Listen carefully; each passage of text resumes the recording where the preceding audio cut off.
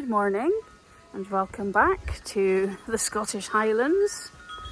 Apologies for my rather overzealous wind chime. It's quite windy here. We've had some challenging times. I last posted a video about 4 months ago and the weather has been fairly awful. So we've had a really wet and a really cold spring and early summer. But still, we've got lots of work done. Lots has changed. Garden's looking okay, I think. So despite some challenges so far this growing season, which we'll get into, we haven't been resting on our laurels, and in fact, we've done quite a lot of work. I haven't filmed any of it, so again, I'm sorry for that. I wish I had, but nonetheless, let's get stuck into what's changed around here.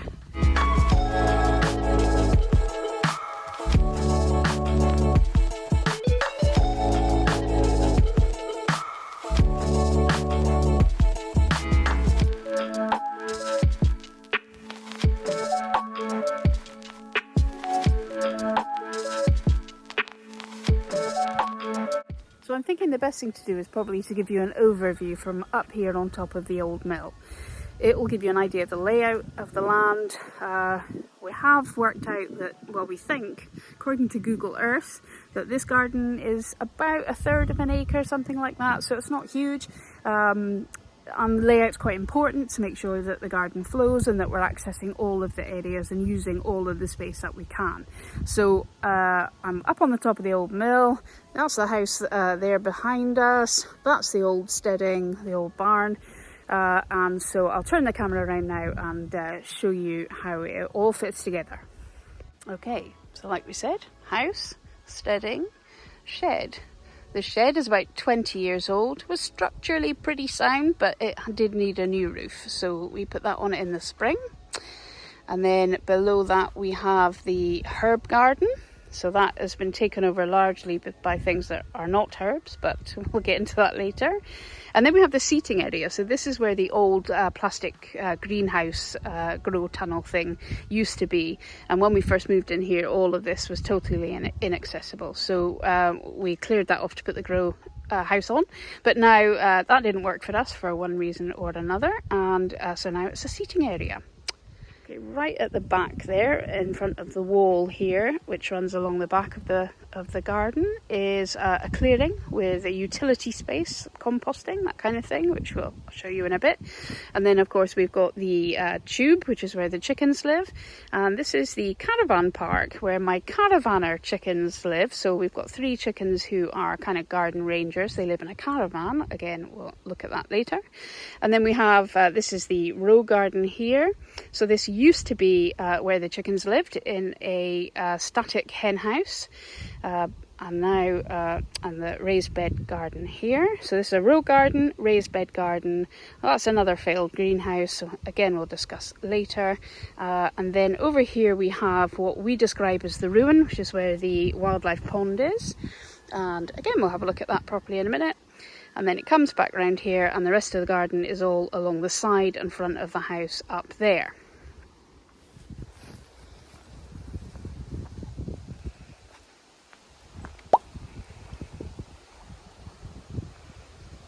So this is the ruin. There's a wall along the side, and then we have this mysterious circle in the middle here. And this is where we put the wildlife pond. It's very small, but it does do the job. And our bird feeding table there. And the wildflowers are out, which is lovely. It's probably quite windy, so I'll try not to hover about here too much. And then down here we have failed greenhouse, probably number 5 or something. I mean, I've had a fair few number of these now. Doesn't work, it's too much in the shade. We did actually buy it with the intention of using it for chickens, but in the end it wasn't needed, so I did put some plants in there, but they did not work well. This is the remainder of our Scots pine tree that we lost during that storm last year, or it may have been earlier this year, I'm not sure. And And yeah, we will break it down as mulch, but at the moment we just made it into a wee sort of a low windbreak type fencing arrangement. Here I've got 2 rows of potatoes, which are doing quite well. I'm not very tall, but these are almost as tall as me. And we're just starting to get some flowers appearing now on them. So this is a row of main crop, and down the back there we have a row of Charlotte new potatoes. And then here, the caravanners. So they live in a caravan. Here's their caravan. Yes, this is Phoebe, Pip, and there's Misty. So they are free ranging. They free range alongside our other chickens. And here's the tube. And so I did make a video about the tube. You see, I finally did manage to paint the hen house. Again, we're going to use that term quite loosely. They have standalone nest boxes now, but they have been free ranging every day around the garden, well, in the bits they're allowed to go in. Okay, wind alert, wind warning here, possibly. Beautiful morning. It's quite chilly. Hopefully the wind will drop, because until it does, it will remain chilly up here. We are quite high up, and therefore the wind tends to funnel up this glen and smack us in the face here. Okay, so coming around the garden, as you'll maybe remember, that is the gate out, so we can go down to the loch, or we can go into the fields, etc. And the hills out over there. And then this part here is what we describe as, or what we call, the clearing. And it starts here, and it's a row of trees all the way along to the back. Totally inaccessible when we moved in. And we've been using part of the Scots pine that we lost as mulch here. And this is doing really well, because if you look underneath it, the soil is much better than it was. It was very dry, very depleted, and this is breaking down and is working a lot better. Quite an impressive burdock collection. And then we have, so this is the utility bit, I think we'll describe it as. So we've got the IBC tank, a 1,000 litre water tank. These are all branches that are still to be cut up for kindling or firewood. And then we've got our incinerator bins, and this is the firewood that we cut in a previous video. It's chock-a full, so that is great, and quite a lot of it, as you can see, is already well on its way to being usable. Some of them are reasonable size too, but I mean, these will be great in the wood burner. Composting bays, composting with a view. I'm not very good at composting. I have never been very good at composting, and it's generally fairly unsuccessful. Chicken bedding goes in this one, and then these 2 bays are rotating for the kitchen scraps and other assorted compostables. I cannot get my temperature to go up here. It is very cold, so it's doing something, because it's definitely warmer than it is out here. I don't know what I'm doing wrong. I'm going to look into it, but they've been alternating, and there is a small amount of success starting there, because at least there is some temperature in it. So I need to find out what I'm doing wrong and try harder. So that's how the clearing now looks. It's a bit more of a utility space. This is the natural composting corner. So here we drop basically garden waste. So it's it's weeds, or it's could be bits of twigs, could be anything really. So this area here is naturally composting down, and I actually we removed a couple of very skinny trees from this area, and when I cleared away the ground from around the tree to cut it, the soil under here is amazing. So it's black gold under there. So the chickens come in here and they turn it over, and I scrape it all back on, and eventually that's going to break down and give us far better compost, I suspect, than that will. Anyway, the rest of the clearing, So like I said, we took down some trees, just really skinny ones that weren't, you know, kind of similar to this idea, either crossing over with other trees, too close to other trees, or generally just of no use. So these have been chipped down with a garden shredder, which has given us a really nice kind of, it's going to break down its leaves and small twigs and stuff like that. So this is fresh, so that's why it's still green, but this is now basically, well, the chickens again, they'll scratch through all that, and that will break down over time as well. This is the hot mess that we describe as the mound. When we moved in here, all of this was totally overgrown and inaccessible, and this was mounded right up here, which is hence how it got its name, the mound.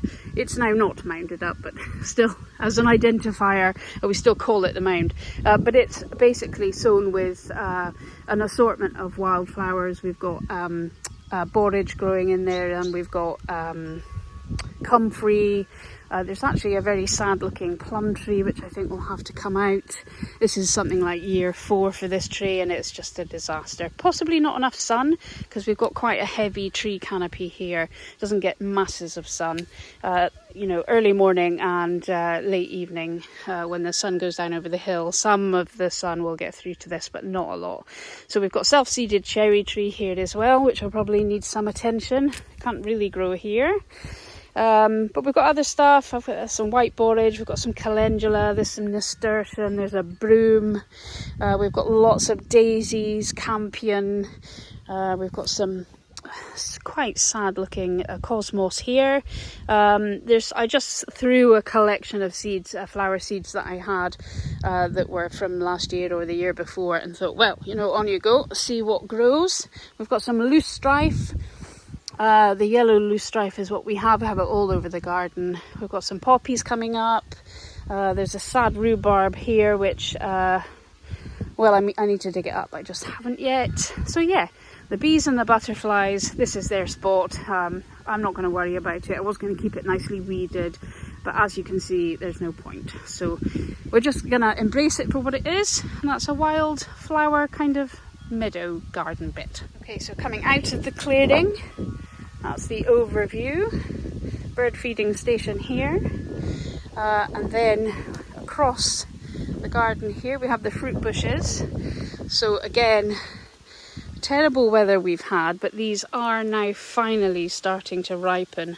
I tried one yesterday. It was extremely sour, but you know, they're still good black currants, and there are absolutely tons of them.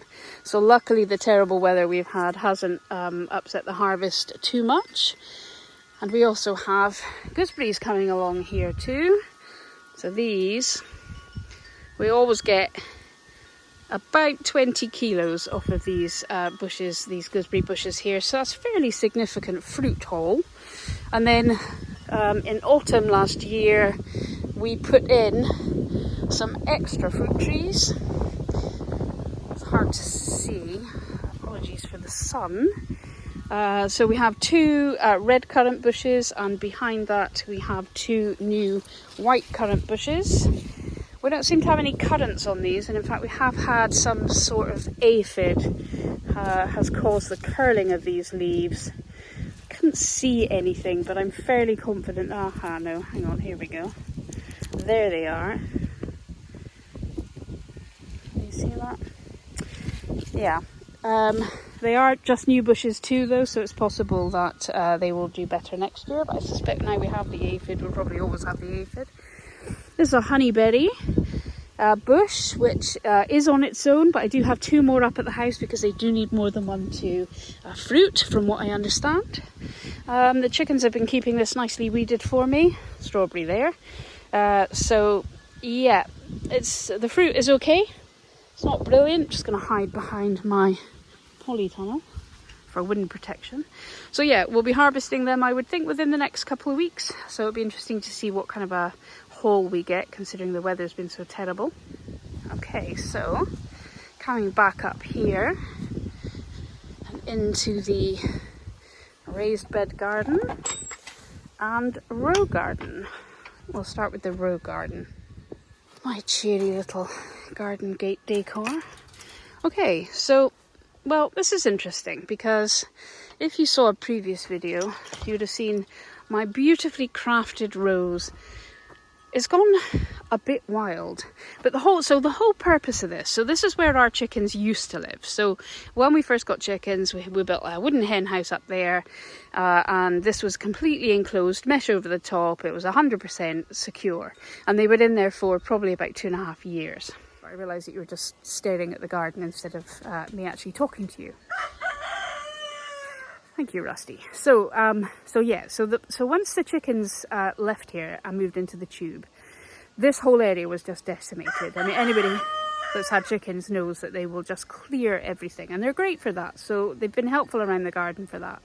But in here, we just had a mud bath. Really compacted soil, really depleted. Nothing was really growing in here. So the purpose of this year was to try to grow some stuff, but also to help the area to regenerate a wee bit and see what would come back, what would grow back. So you'll see what's grown back here. I apologise for Rusty, who's being quite vocal. So we have a whole ton of raspberries. Now, raspberries were planted originally around the periphery, so you'll see they are still here. Right, let's try that again, shall we? Potatoes, we've got a small clump of potatoes that were left over here, and behind that, of course, we've got all the raspberries. But look at what is coming back here. Everything seems to be regenerating, which is absolutely brilliant. So there was nothing that would grow here. We've got calendula self-seeded.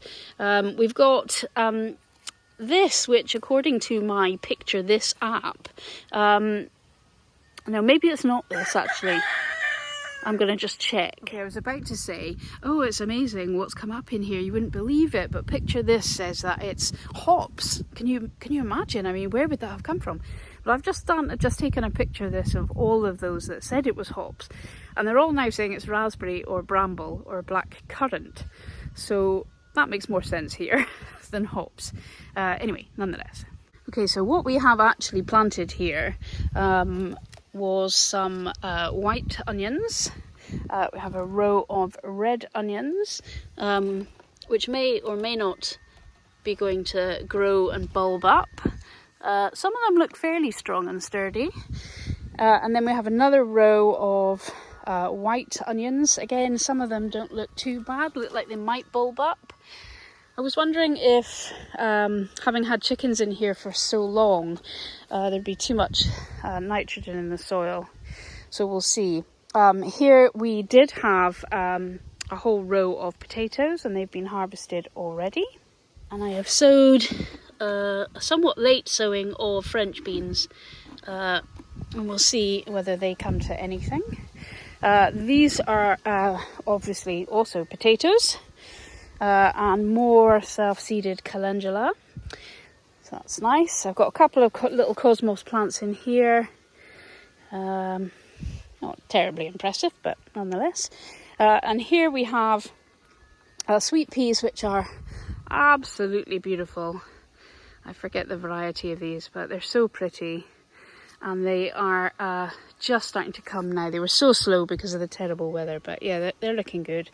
And then along here, thank you again, Rusty. Along here we have a row of leeks, which I grew from seed. They're still so tiny. I don't know if they'll be any good. We could just harvest them as baby leeks, I suppose, if they grow a bit more. There's one here that looks to be doing quite well. It's actually recognisable as a leek. The rest, not really so much. So alongside the leeks, in my fear that they would not really come to anything, I have sown a row of carrots, and then down here we have some beets. So they are doing okay. This is all weeds, obviously. I did decide in the end that I would weed the walkways, but yeah. So these are peas. In fact, I think they're probably mange too. So they're doing okay, but again, quite late. A bit of a last minute decision to just stick something in the ground here to see if we could get anything from here. That lovely variegated leaf, very pretty. More self-seeded calendula. I've left all the calendula in. We've got more sweet peas down here. Again, I grew these from seed, really pretty. They just give a bit of something to the garden, I think.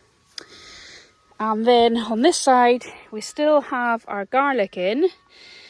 Some of it looks to be doing quite well, but I did pull one as a test the other day and it has not bulbed up very well. So we'll see. Out of here, we did have a harvest of garlic, and that was the music variety, I think. The hardneck variety, I think. And yeah, it was pretty good. It wasn't bad actually at all. So overall, blueberries here. Yep. Just should check on the progress of my blueberries. Do seem to be quite a lot of berries on this bush. Interestingly, its companion plant, which is now nearly as tall as it, has absolutely no fruit.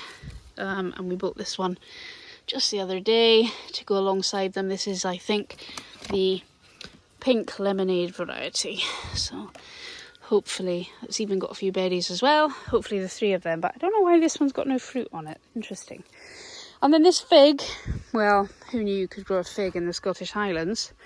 I doubt it'll ever actually grow a fig, but I'm just happy that the thing survived. This was in the shed that was over here when the storm hit, and the plastic shed ended up somewhere over there in many, many pieces.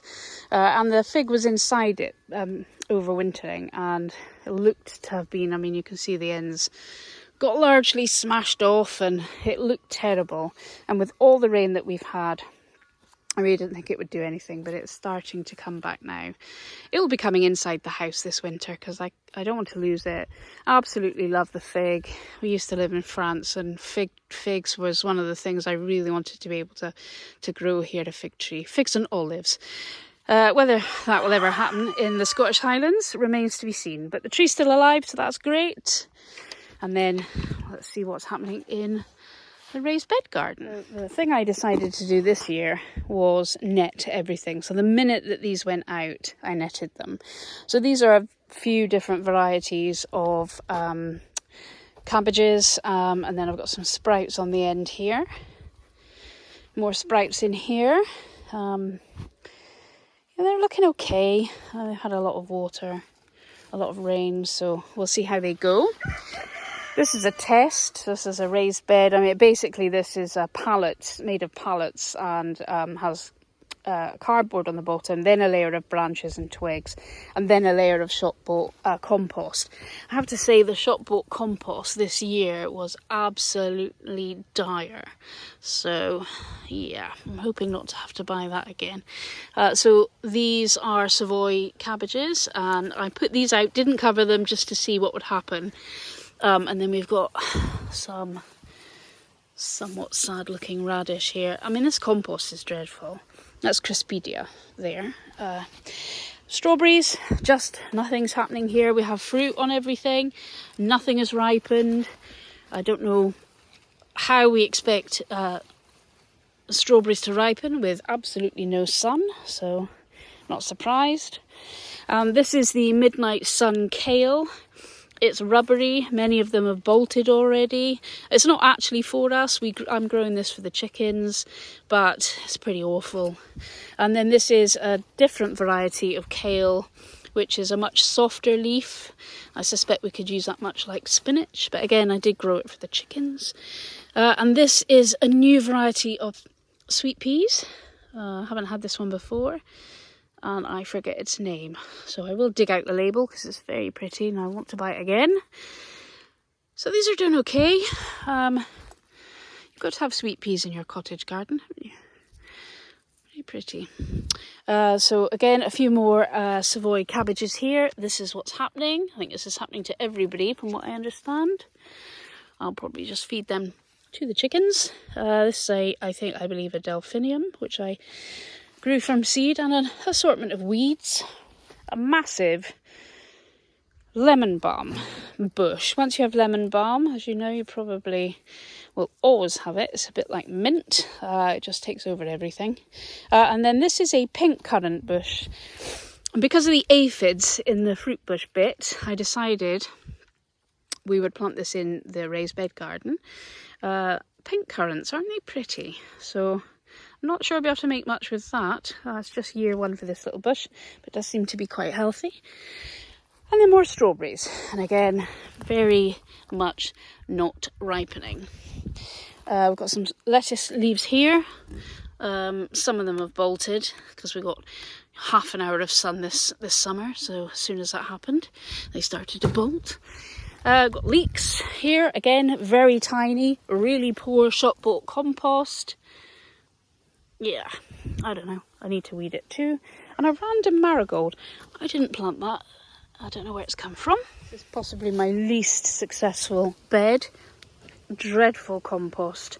It's a combination of compost that's been here for a while with some amendments and new shop bought compost, and it's just dreadful. Dry, depleted. I mean, you can just feel there's a lot of sand in it. I know that the sand's not a problem, but it's just not great. One random celery, which seems to have come up from last year, and then I planted black hollyhock. I sowed them from seed, and so that's them. And then these hollyhocks, they're white, and they've been here for a while. This time last year, these were probably close to 5 foot tall. So yeah, this was an empty bed, and I had some leftover seed potatoes. So I've shoved them in here. I'm going to mound that up later on. Don't know if we'll get anything significant from them, but even just a harvest of small new potatoes would be good. And this is purple sprouting broccoli. There may be a bit of purple sprouting broccoli there. Again, I'm pleased with these. These were covered until yesterday. The thing about the netting here is that I've never managed to successfully grow brassicas without having them eaten first by something else. So I am pleased to see that some of these things are actually growing. But I took that off yesterday. Some of the lower leaves were yellowing, and they were getting too big. These ones at the back were starting to push against the netting. So I'm leaving it to chance at this point. We've got some cosmos, which is always pretty in the garden. These are some random onions. And then here we have more sweet peas, which I think you'll agree are possibly the cheeriest flower ever. Look at that in the sun, in the morning sun. Isn't that beautiful? So yeah, these, very happy with. I know you can't eat sweet peas, but they are still very, very pretty. Okay, this is the sole success of a number of attempts at germinating carrots this year. I have no idea, but it has been a failure. So there were 3 rows of carrots here, and that is all we have. I did them a week apart, starting with Autumn King. I've got Top Weight as a variety. I had Cosmic Purple, I think, and then a Rainbow mix, and these are the only ones that have come up, and these are the Autumn King, and there's probably 12 carrots there. Disaster. Finally, just as one of my chickens is about to lay an egg, we've got this lovely orange porcupine calendula flowering away very cheerfully here, and then some radish. So I have managed to harvest some radish already this year, but just one lot of French breakfast radish. This is a mix of some sort. I usually just dig these up and feed them to the chickens, but here we've got a nasturtium, and I've got some more of these Savoy cabbage starts that I had. These are kind of a slug trap idea, but they seem to be coming on quite well. I might even get a head out of that one. And then this here is, I believe, one lone squash plant. Yeah, that's an indication of how my gardening year is going. So overall, I mean, some stuff growing. I'm not going to feed a family, for sure. But I'm interested to see how this land regenerates. See if we can get more potatoes, if we get these leeks to term, if I can get any onions out of there at all, and the garlic. I'd have to say I'm pretty happy with that.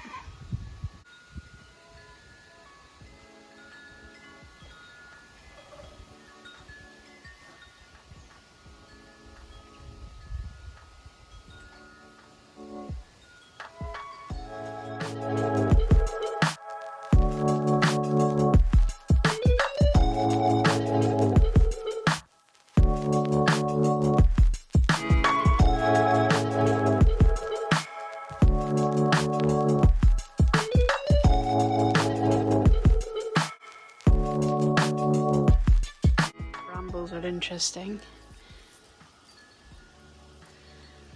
I don't know whether they'll come to much, but there seems to be quite a lot of fruit on here. It's a very sturdy looking bush.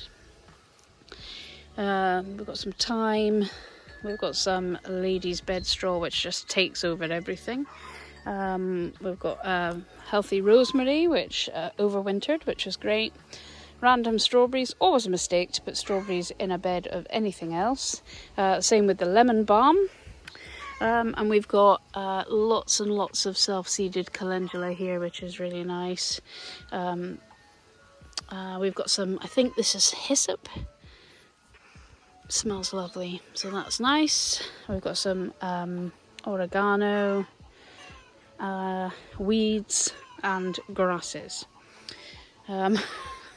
The usual. You'll notice that much of our junk is gone, and that we did spend a lot of time over the spring clearing the garden, clearing the rubbish, just trying to get on top of it so that we could start this summer from, you know, a more organised standpoint. Got a little bee. It's very cute, isn't it? So yeah, I think it's looking a lot better. My sister came and she helped with all the weeding around between the beds, etc. So that was really good. But yeah, I'm not imagining a tremendous harvest from anything, but I think if something grows and we get something out of it, it's better than nothing. And I'm enjoying the garden. When the sun comes out, even albeit if it's a tiny bit chilly and windy, it really just feels like a whole different world out here than on a very grey, very cold day. So that's the update from Highland. Hopefully it's going to be a reasonably nice day today. Still quite chilly, but again, to be expected. Yeah, so thank you for joining me on this garden update tour thing, and trying to hide in here so that I don't get too much wind noise. I'll just take you a quick tour around the top of the garden, and then we'll catch you on the next one.